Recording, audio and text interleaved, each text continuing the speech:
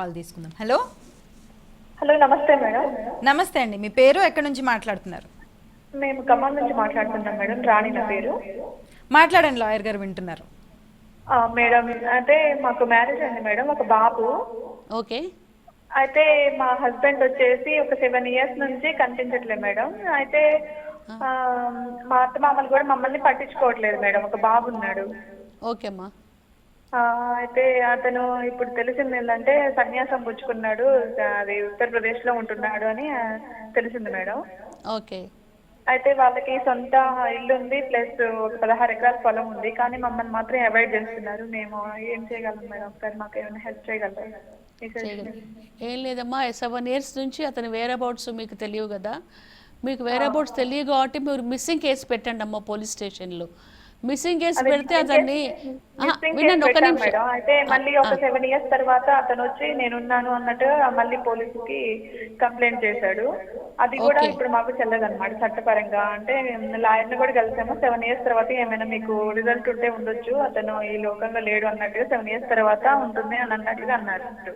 Okay అమ్మ, అర్థమైంది. అతను 7 years లేకపోయేసరికి మీరు మిస్సింగ్ పెట్టారు. మిస్సింగ్ పెట్టంగానే అతను వచ్చి కోర్టు ముందు, అదే పోలీస్ స్టేషన్ ముందు హాజరయ్యాడు, అంతేనా? అవును. పోలీసులు కనిపించి నేను బతికే ఉన్నాను, నేను మిస్సింగ్ కాదని చెప్పాడు. అవునవును. చెప్పి మళ్ళా పారిపోయారు, అంతేనా? మళ్ళీ పారిపోయాడు. మళ్ళీ పారిపోయి మళ్ళీ ఎన్నాళ్ళు అయిందమ్మా? ఒక 2-3 months అవుతుంది మేడం. 2-3 months 7 years వచ్చాడు, మళ్ళీ పోలీస్ కంప్లైంట్ ఇచ్చి వెళ్ళిపోయాడు. జస్ట్ ఎందుకంటే ఏమో అలాంటి సందర్భాల్లో మళ్ళా మీరు ఆస్తిపాస్తులు ఉన్నాయంటున్నారు కదా, ఆస్తిపాస్తులను క్లెయిమ్ చేసుకుంటాడని చెప్పేసి పోలీస్ స్టేషన్లో హాజరయ్యాడనమాట.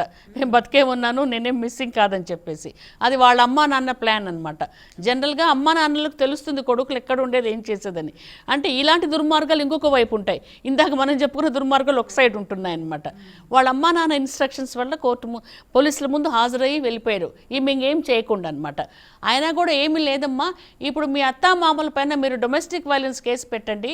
డొమెస్టిక్ వైలెన్స్ కేసు పెడితే అక్కడ మీరు అడగండి, నా భర్త వేర్ అబౌట్స్ వీళ్ళకి తెలుసు, నా భర్త ఎక్కడుండేది, నా భర్త ఆచూకీ తెలిపేలాగా వాళ్ళని కోరండి అంటే వాళ్ళు ఎక్కడున్నారని చెప్పేసి అత్తమామలను ప్రెజర్ తెస్తారు. ఆ రకంగా ఆ వ్యక్తి యొక్క ఆచూకీ మీకు తెలుస్తుంది. అతను వచ్చినప్పుడు పోలీస్ స్టేషన్లో హాజరైనప్పుడు ఎక్కడ ఉండేది పోలీసులకు అడ్రస్ ఇచ్చింటాడు, పలానా చోట ఉంటున్నానని చెప్పేసి. ఆ అడ్రస్కి మీరు నోటీసులు కూడా పంపించే అవకాశం ఉంటుందమ్మా. ఓకే.